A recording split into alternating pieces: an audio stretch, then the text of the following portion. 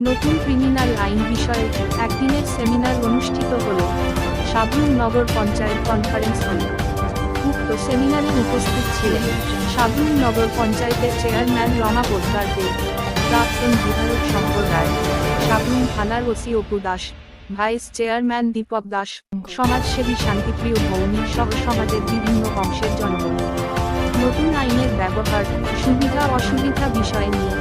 আলোচনা করেন সাবরুম মহকুমা পুলিশ আধিকারিক নিত্যানন্দ সরকার। মূলত কোন কোন আইন পরিবর্তন হয়েছে তা নিয়ে আলোচনা হয়।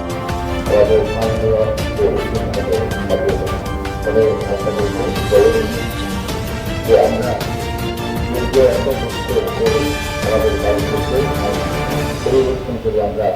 তিনটা যে মেজর অ্যাক্ট, মাইনর অ্যাক্ট অনেক আছে, প্রথম মাইনর অ্যাক্ট আছে, কিন্তু মেজর অ্যাক্ট যার উপরে আমাদের আইনটা বেশি চলে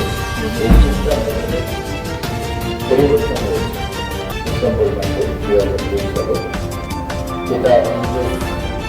কর্তৃক প্রয়োগ করার উপর কাজের উপস্থিত দেওয়ার আমাদের সবাই মানতে